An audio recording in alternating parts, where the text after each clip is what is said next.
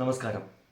കേരളത്തിൻ്റെ സ്വന്തം VS അച്യുതാനന്ദൻ, ജനങ്ങളുടെ കമ്മ്യൂണിസ്റ്റുകാരുടെ VS, ഈ ലോകത്തോട് വിട പറഞ്ഞു. വിപ്ലവ സൂര്യൻ ഈ ലോകത്തു നിന്നും അസ്തമിച്ചു. പക്ഷേ ഒരിക്കലും ഒരു സമര പോരാളിക്കോ കമ്മ്യൂണിസ്റ്റുകാരനോ എന്തിന് ഒരു മലയാളിക്കോ അത്ര വേഗം മറന്നു കളയാൻ പറ്റാത്ത സമര ഓർമ്മകൾ ബാക്കി വെച്ച് ജീവിതം അവസാനിച്ചാണ് VS പടിയിറങ്ങുന്നത്. 1923 പുന്നപ്രയിൽ ജനിച്ച് കേരളത്തിൽ വളർന്ന് ഈ നാടിൻ്റെ സഖാവായി മാറാൻ ഒരുപാട് സമരങ്ങളിലൂടെ സ്വന്തം ജീവിതം നയിച്ച ആളാണ് VS. 4-ാം വയസ്സിൽ അമ്മ നഷ്ടപ്പെട്ട് 11-ാം വയസ്സിൽ അച്ഛനും നഷ്ടപ്പെട്ട് പൂർണ്ണമായ അനാഥത്വത്തിലേക്ക് എത്തിയ ആ മനുഷ്യന് 101-ാം വയസ്സിൽ മരണവും ഒരു പേടിയായിരുന്നിരിക്കില്ല ഉറപ്പ്. ഇതിനിടെ VS കാണാത്ത സമരങ്ങൾ കുറവായിരുന്നു. അച്ഛനും അമ്മയും നഷ്ടപ്പെട്ട അദ്ദേഹം ഒരു ജൗളിക്കടയിൽ ജോലിക്കാരനായി ജീവിതം ആരംഭിക്കുന്നു. പിന്നീട് അവിടുന്ന് കയർ ഫാക്ടറിയിലേക്ക്. ഈ സമയത്തൊക്കെ സമരത്തിലേക്ക് അദ്ദേഹം പോലും അറിയാതെ ക്ഷണിക്കപ്പെടുകയായിരുന്നു. നിവർത്തന പ്രക്ഷോഭം അത്രയും ശക്തമായി നിന്ന അക്കാലത്ത് അദ്ദേഹവും പാർട്ടിയിലേക്ക് ഇറങ്ങി സ്റ്റേറ്റ് കോൺഗ്രസ് അംഗമായി. പിന്നീട് 40കളിൽ അദ്ദേഹം കമ്മ്യൂണിസ്റ്റ് പാർട്ടിയിൽ ചേർന്നു. സഖാവ് P. കൃഷ്ണപിള്ളയാണ് അദ്ദേഹത്തിനുള്ളിലെ കനൽ തിരിച്ചറിഞ്ഞ് സ്വതന്ത്രമായി പ്രവർത്തിക്കാൻ ഒരു സഖാവായി, ഒരു നേതാവായി കുട്ടനാട്ടിലെ തൊഴിലാളികളുടെ ഇടയിലേക്ക് അയക്കുന്നത്. അവിടെയും നേരിടേണ്ടി വന്നത് ചെറിയ കാര്യങ്ങളെയല്ല. കുട്ടനാട്ടിലെ ഒരു ചെത്തു തൊഴിലാളിയായ കുട്ടൻ തെങ്ങിൽ നിന്ന് വീണ് മരിച്ചു.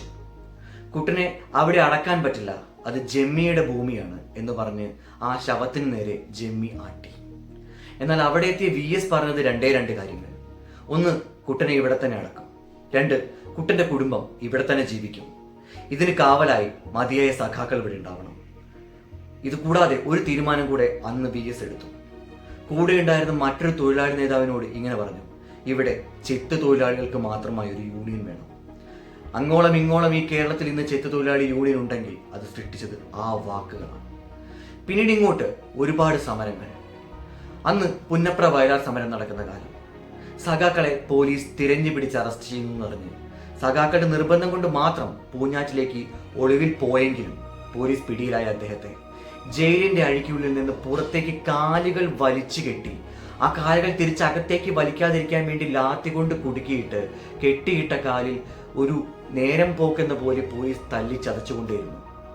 കുറെ തല്ലിച്ചതച്ചിട്ടും സഹകരിക്കാത്ത ആ സഖാവിന് ശിക്ഷ മതിയാവാത്തതുകൊണ്ട് ദേഷ്യം പൂണ്ട പോലീസുകാരൻ തന്റെ പഴയ ഇരട്ടക്കുഴൽ തോക്കിലേക്ക് ബയണറ്റ് അഥവാ കുന്തമുന എന്ന കത്തി കുടുക്കിയിട്ട് അത് വെച്ച് ആഞ്ഞു കുത്തി മുറിവേൽപ്പിച്ചിട്ടും ഒരു സഹകരണവും അന്നും ഉണ്ടായില്ല.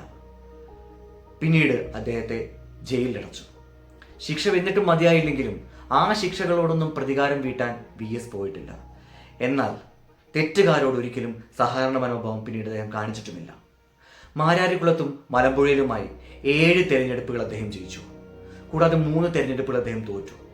പാർട്ടി ജയിച്ചപ്പോൾ VS തോറ്റു, VS ജയിച്ചപ്പോൾ പാർട്ടിയും തോറ്റു. അങ്ങനെ EK നായനാർക്ക് ശേഷം ഒരു കമ്മ്യൂണിസ്റ്റ് തുടർഭരണം ഉണ്ടായിരുന്നെങ്കിൽ ഇവിടെ മുഖ്യമന്ത്രിയാവേണ്ട VSന് അവസരം നഷ്ടമായി. തെല്ലും നിരാശയില്ലാതെ അതികാഠിന്യമേറിയ ഒരു പ്രതിപക്ഷമായി മാറി VSന്റെ ഓരോ വിമർശനങ്ങൾക്കും ചാട്ടുളിയേക്കാൾ മൂർച്ചയുണ്ടായിരുന്നു. പശുവിനെ അമ്മയാക്കി സൃഷ്ടിച്ച് ഇവിടെ കലാപം കൊണ്ടുവരാൻ ശ്രമിച്ചവരോട് ചോദിച്ചു: നിങ്ങളുടെ അച്ഛനാണോ കാള എന്ന് സാധാരണക്കാരന്റെ വാക്കുകൾ. അത് മതി VSന്റെ ധൈര്യമെന്ന് ഓർത്തിരിക്കാൻ.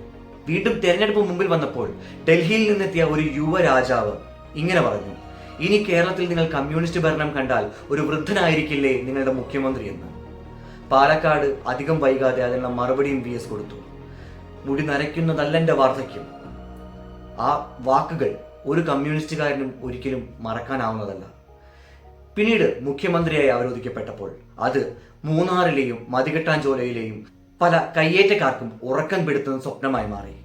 ഭൂമി കയ്യേറ്റമാവട്ടെ, സ്ത്രീപീഡനമായിക്കോട്ടെ, കൊലപാതകം പോലുള്ള കുറ്റകൃത്യങ്ങളായിക്കോട്ടെ, പ്രതികളോട് യാതൊരു സമവായം ആരോടുമില്ലായിരുന്നു. അത് വർഗീയതയോടും അങ്ങനെ തന്നെ. പോരാട്ടങ്ങളായിരുന്നു ജീവിതകാലം മുഴുവൻ. പക്ഷേ ഈ പോരാട്ട കാലത്തിൽ തന്നെ 42-ാം വയസ്സിൽ സുഹൃത്തും സഖാവുമായിരുന്ന ഒരു വ്യക്തിയുടെ ദാരുണമായ മരണകാലത്ത് സഖാവ് അനുഭവിച്ച യാതനകൾ തന്റെ മരണകാലത്തും ആരുമില്ലാതായി പോകുമോ എന്ന ഭയം കൊണ്ട് മാത്രം വിവാഹത്തിന് സമ്മതിച്ചു. പിന്നീട് 44-ാം വയസ്സിൽ വിവാഹം. അദ്ദേഹം നല്ലൊരു കുടുംബസ്ഥനായിരുന്നു, മകൾക്ക് നല്ലൊരു അച്ഛനായിരുന്നു. പക്ഷേ 1-ാം സ്ഥാനം പാർട്ടിക്ക്. ഒടുവിൽ 2ാമതും കമ്മ്യൂണിസ്റ്റ് ഭരണം വന്നിരുന്നപ്പോൾ മുഖ്യമന്ത്രിയാവാൻ നിൽക്കാതെ സ്ഥാനം പിണറായിക്ക് വിട്ടുകൊടുത്ത് അദ്ദേഹം മറ്റൊരു പദവിയിലേക്ക് നീങ്ങി. അങ്ങനെ 2020 ഭരണപരിഷ്കാര കമ്മീഷൻ പദവി രാജിവെച്ച് വിശ്രമ ജീവിതത്തിലേക്ക് പോകുന്നതുവരെ സമ്പൂർണ്ണ ജനകീയനായിരുന്നു, ശക്തനായ കമ്മ്യൂണിസ്റ്റ് ആയിരുന്നു, നല്ലൊരു മുഖ്യമന്ത്രിയായിരുന്ന, നല്ലൊരു ജനസേവകനായിരുന്ന VS അച്യുതാനന്ദൻ നമ്മളെ വിട്ടുപോയി. ഇനി കണ്ണേ കരളെ VS എന്ന് വിളിക്കാൻ നമുക്ക് കുറച്ച് മണിക്കൂറുകൾ കൂടെ ബാക്കിയുള്ളൂ. അതിനൊടുവിലും ആ ചരിത്രം അവിടെ അവസാനിക്കില്ല. മലയാളി മനസ്സിൽ എന്നും VS ജീവിച്ചിരിക്കും, ഒരു വിപ്ലവ നക്ഷത്രമായി. അത്രമാത്രം പറഞ്ഞുകൊണ്ട് നന്ദി, നമസ്കാരം. ലാൽ സദാ.